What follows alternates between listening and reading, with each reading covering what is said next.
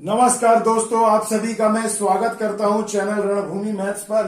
दोस्तों, आज का ये बहुत ही जबरदस्त वीडियो लेकर आया हूं, इसे अच्छे से समझिएगा। जैसा कि आप हेडिंग देख पा रहे हैं, शीर्षक verification of truth of the statements, यानी कि कथनों की सत्यता की जांच। दोस्तों, ये एक बहुत ही अनछुआ सा चैप्टर रहता है रीजनिंग में, क्योंकि बच्चों ये एग्जाम में, खास करके एसएससी में, रेलवे के लगभग सभी एग्जाम में, किसी न किसी एग्जाम में आपको मिलेगा ही मिलेगा। और अक्सर बच्चे इसमें क्या करते हैं ना कि बिल्कुल क्वेश्चन पढ़ के उन्हें लगता है कि ये बहुत इजी है, मगर उसमें वो मिस्टेक करके आ जाते हैं। बिल्कुल यहाँ बच्चे सबसे ज्यादा गलती करते हैं। तो दोस्तों, मेरा आज का ये वीडियो है जो आपको आपकी बिल्कुल बेसिक गलती को करने से रोकूंगा और आपको परीक्षा में कम से कम 1 अंक कंफर्म करा दूंगा। तो देखिए दोस्तों, कथनों की सत्यता की जांच, यहां आपको एक कथन दिया रहेगा और उसके साथ 4 या 5 ऑप्शन आपको दिए जाएंगे और आपको ये बताना है कि उसमें कौन सा ऑप्शन सबसे ज्यादा जरूरी है, जो आपके कथन को क्या करे, क्वालिफाई करे, सेटिस्फाई करे। मतलब उसके बिना आपका ये कथन पूरा ही नहीं हो सकता। आ रही है बात समझ में? अगर बात नहीं समझ में आ रही है तो चलिए मैं आपको एक डेमो दिखाता हूं। मान लीजिए जैसे यहां क्वेश्चन नंबर 2 को आप ध्यान से देखिए। कहा गया है एक राजा के पास सदा होता है और आपको यहां 4 ऑप्शन दे दिया गया है, रानी, प्रजा, क्षेत्र, मंत्री, सैनिक। मेरे बच्चों, 5 सेकंड दिया, आप अपने मन में सोचिए क्या जवाब है और सोच करके मन में रखिए और फिर मैं आपको इसका सही उत्तर बताऊंगा, विथ लॉजिक बताऊंगा। फिर आप देखिए आप क्या आपने सही जवाब दिया था या गलत दिया था।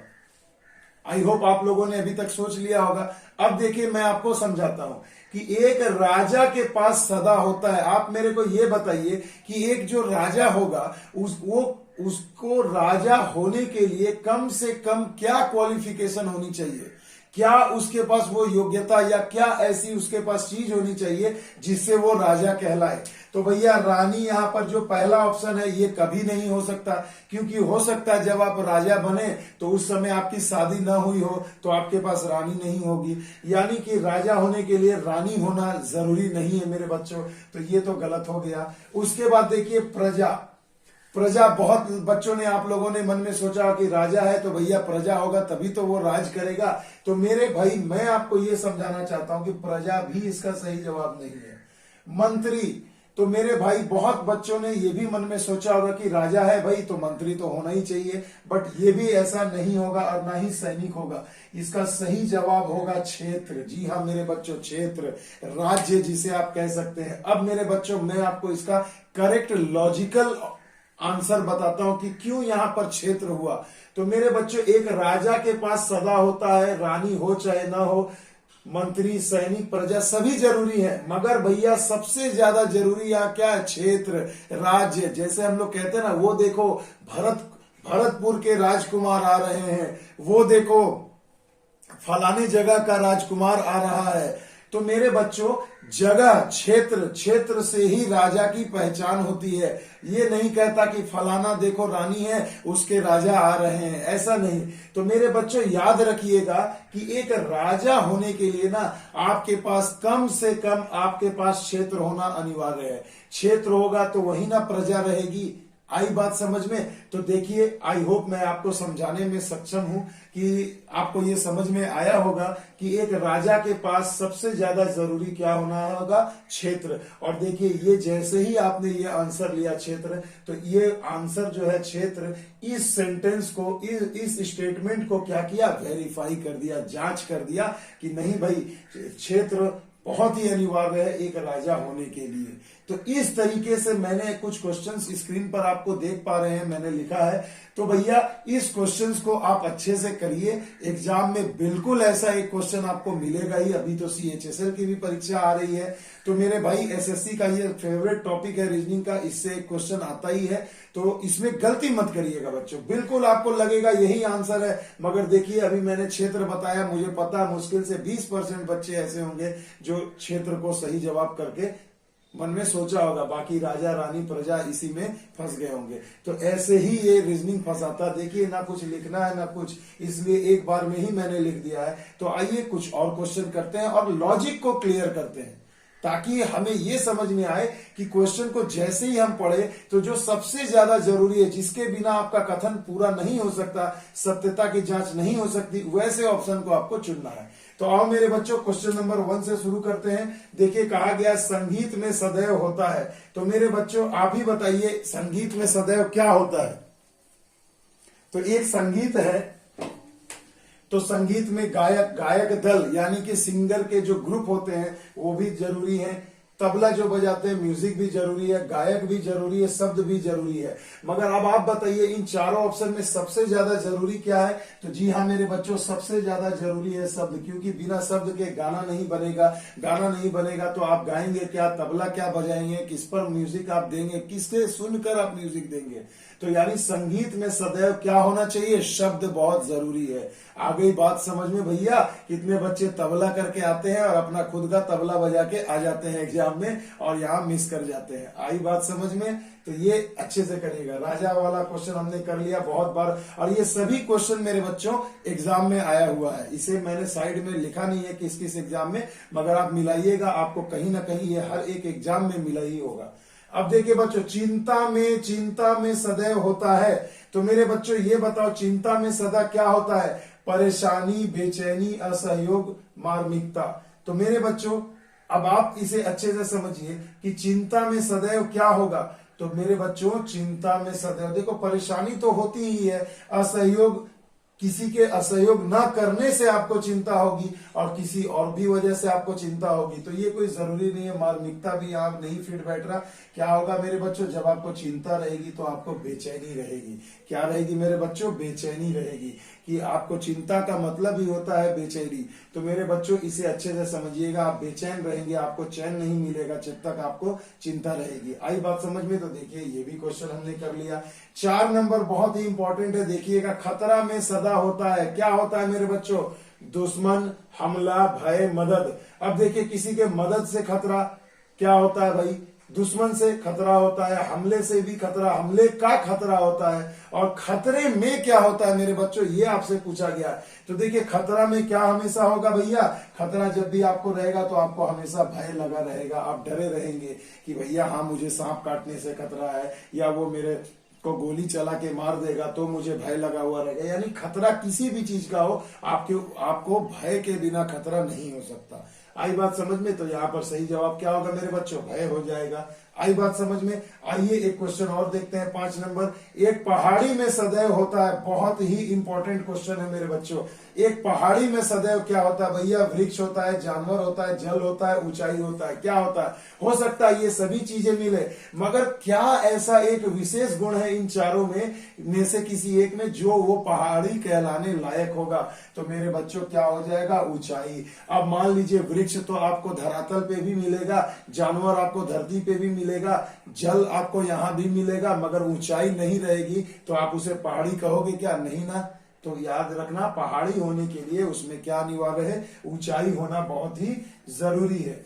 अब देखिए सबसे इंपॉर्टेंट क्वेश्चन जो अब तक परीक्षा में सबसे ज्यादा बार पूछा गया है, क्वेश्चन नंबर 6 मेरे बच्चों, वायुमंडल में सदैव होता है। मेरे बच्चों आप ही बताइए, इसमें बहुत बच्चे फंसते हैं। वायुमंडल में क्या होता है, तो कोई बोलेगा अरे भाई ऑक्सीजन तो होता है, उसके बिना हम जी नहीं पाएंगे, मर जाएंगे, ये हो जाएगा, वो हो जाएगा। तो ऑक्सीजन मार के चले आते हैं। हवा, जीवाणु, नमी, धूल। तो देखिए वायुमंडल में ये सभी चीजें होती हैं, मगर ये सभी चीजें कहाँ होती है, हवा में होती है। हवा में आपको ऑक्सीजन मिलेगा, जीवाणु मिलेंगे, नमी मिलेगी, धूल मिलेगी, सब कुछ मिलेगा। कहाँ मिलेगा मेरे भाई, हवा में ही मिलेगा। तो यानी वायुमंडल में हवा होना अनिवार्य है। एक वायुमंडल हवा के बिना कंप्लीट नहीं हो सकता, इसलिए इसका सटीक जवाब हो जाएगा हवा। आ गई बात समझ में। एसएससी की परीक्षा में आया हुआ मेरे बच्चों, इसे ध्यान से समझना। आइए क्वेश्चन नंबर 7 को देखते हैं। एक ट्रेन में सदैव होता है। अब मेरे बच्चों इसका आंसर अब आप लोग खुद भी धीरे धीरे मन में जरूर ट्राई करिएगा और मेरे आंसर से मैच करिएगा। एक ट्रेन में सदैव क्या होगा मेरे बच्चों, तो एक ट्रेन में सदैव क्या होगा, इंजन, पहिया, चालक, गार्ड, सवारी। तो मेरे बच्चों बहुत लोग इसमें कंफ्यूज होते हैं कि भैया एक ट्रेन में तो कम से कम चालक होगा ही, नहीं तो चलाएगा कौन, पहिया होगा कि नहीं तो चलेगा किस पे। तो मेरे बच्चों इन सभी दुविधाओं से दूर निकलिए। ये बहुत ही एक बेसिक क्वेश्चन है। आप समझिए एक ट्रेन में इंजन होना अनिवार्य है। पहिया बहुत कॉमन सी चीज है, बिना पहिए के तो कोई गाड़ी ही नहीं होगी, तो यहाँ हमें जाना ही नहीं है। चालक होगा, मगर कब चलाएगा चालक? जब इंजन होगा तभी तो चालक चलाएगा। गार्ड तो बिल्कुल लास्ट बोगी में होते हैं। सवारी चढ़ेगी कब? जब आपके उस ट्रेन में इंजन होगा। अब आ रही है बात समझ में? देखो आपने सोचा क्या और आंसर क्या निकला। तो बच्चों यही है इस चैप्टर की खूबसूरती कि आपको लगेगा कुछ और बिल्कुल बेसिक क्वेश्चन आपके दैनिक जीवन से जुड़े हुए, मगर आप जब आंसर करने जाओगे तो सोचोगे आम और निकलेगा इमली। यही हो जाता है भैया, तो हमेशा इसे अच्छे से क्लियर करिए। आइए एक क्वेश्चन हम लोग और देख लेते हैं। बहादुरी में हमेशा होता है। अब बताओ मेरे बच्चों, बहादुरी में हमेशा क्या होगा? तो देखिए, साहस होगा, अनुभव होगा, शक्ति होगा, ज्ञान होगा। तो मेरे बच्चों हमेशा याद रखना, अनुभव से बहादुरी हो ऐसा कोई जरूरी नहीं, शक्ति से ही बहादुरी हो ऐसा कोई जरूरी। कमजोर आदमी भी साहस अगर दिखाए तो बहादुरी होगा। अरे मैंने ये क्या कह दिया? मैंने तो आंसर ही क्लियर कर दिया। जी हाँ मेरे बच्चों, साहस होगा तभी आप बहादुरी कर सकते हैं। उसके लिए आपको शक्ति हो या ना हो कोई जरूरी नहीं है। एक कमजोर आदमी भी साहस के चलते बहादुर बन जाता है, और एक बहुत ही तगड़ा बलवान व्यक्ति भी भय के कारण कमजोर हो जाता है। आई बात समझ में? तो साहस इसका सटीक जवाब होगा। आइए एक क्वेश्चन और देख लेते हैं। क्वेश्चन नंबर 9, एक दर्पण में सदैव होता है। एसएससी की परीक्षा में ये आया हुआ है, ये अच्छे से बताइए। परावर्तन, लौटना, अपवर्तन, सच खोलना। अब बहुत बच्चे बोलेंगे कि भैया एक दर्पण दर्पण तो हमें सत्य दिखाता है, तो सच खोलना हो जाएगा। बिल्कुल नहीं, फिलोसफी पे नहीं जाना है, लॉजिक पे आना है बच्चों। एक दर्पण से हमेशा परावर्तन होता है, रिफ्लेक्शन होता है। अगर उस पर प्रकाश की किरणें पड़ेंगी तो वो क्या होगा? रिफ्लेक्ट हो जाएगा, और अगर रिफ्लेक्ट होता है तभी तो आप उसमें अपना इमेज देख पाते हैं मेरे बच्चों। तो याद रखिएगा, एक दर्पण में हमेशा क्या होता है? परावर्तन होता है, रिफ्लेक्शन होता है। मजा आ रहा है ना मेरे बच्चों? देखिए कितने चुटकियों में हमने 9 के 9 सवाल कर लिए, पता भी नहीं चला, लॉजिक भी क्लियर हो गई। आइए कुछ क्वेश्चंस और देख लेते हैं।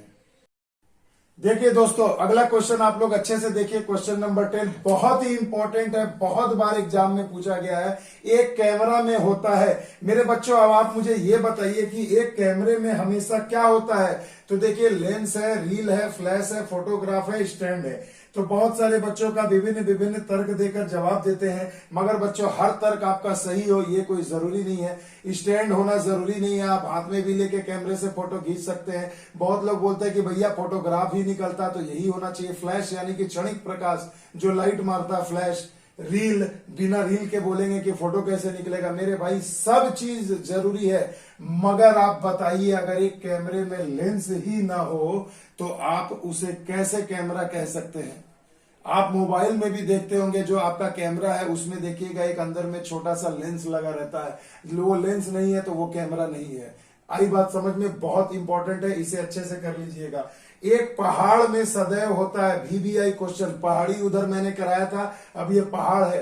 तो भैया एक पहाड़ में श्रेणी किसे कहते हैं? पर्वत श्रृंखला श्रेणी को कहते हैं। तो भैया ढेर सारे जब पहाड़ रहेंगे उसे हम पर्वत श्रेणी या श्रृंखला कहते हैं। चोटी, बर्फ, घाटी मतलब क्या हो गया भैया? बर्फ मतलब क्या हो गया? चोटी मतलब क्या हो गया? अभी से समझो, एक पहाड़ पे बर्फ हो ना हो ये साल भर होता नहीं है, जरूरी नहीं है। घाटी भी जरूरी है, मगर मेरे बच्चों हम किसी को पहाड़ कब कहेंगे? जब उसकी एक कुछ निश्चित सीमा होगी, ऊंचाई होगी, जिसे हम पीक कहते हैं, चोटी कहते हैं। तो एक पहाड़ में सदैव क्या होता है मेरे बच्चों? चोटी होती है। उसके बाद अगला देख लो मेरे भाई, एक सिनेमा में सदैव होता है। क्या होता है भैया हमेशा एक सिनेमा में? तो कोई कहेगा हीरो होता है, कोई कहेगा हीरोइन होता है, कोई कहेगा विलन होता है, गुंडा होता है, डाकू होता है, रंगकर्मी होता है, कहानी होता है। भैया सभी जरूरी है, मगर एक सिनेमा में सदैव क्या होता है भैया? कहानी। बिना स्टोरी के आप सिनेमा बना ही नहीं सकते। तो याद रखिएगा, सबसे जरूरी जो होगा, जिसके बिना ये क्वालिफाई ही नहीं होगा, वही आपका आंसर होगा। इसे ही कहते हैं कथनों की सत्यता की जांच, verification of truth of the statement. तो मेरे बच्चों आई होप आपको समझ में अब तक तो आ गया होगा कि मैं किस टॉपिक पर चर्चा कर रहा हूं और हमें करना क्या है। अब देखिए दोस्तों, अगला क्वेश्चन बहुत ही इंपॉर्टेंट है, क्वेश्चन नंबर 13। जल में सदैव होता है। मेरे बच्चों बताओ जल में सदैव क्या होता है। तो देखो ये अब थोड़ा केमिस्ट्री से पूछ दिया है, तो आपको पता है ना कि जल का रासायनिक सूत्र क्या है, केमिकल फॉर्मूला H2O। तो मेरे भैया H2O, तो यहाँ हाइड्रोजन भी है, ऑक्सीजन भी है, तो आपको पता चल गया कि जल में सदैव क्या होता है, ऑक्सीजन होता है। आई बात समझ में मेरे बच्चों, जल में सदैव क्या मिलेगा आपको, ऑक्सीजन मिलेगा। आइए 14 नंबर क्वेश्चन, एक मनुष्य में सदैव क्या होता है। ये बहुत ही इंपॉर्टेंट क्वेश्चन है। आप लोग चलो फटाफट जल्दी से मन में सोचो क्या होगा जवाब मेरे बच्चों। दांत, पांव, हाथ, आंख, हृदय। हो गए ना कंफ्यूज।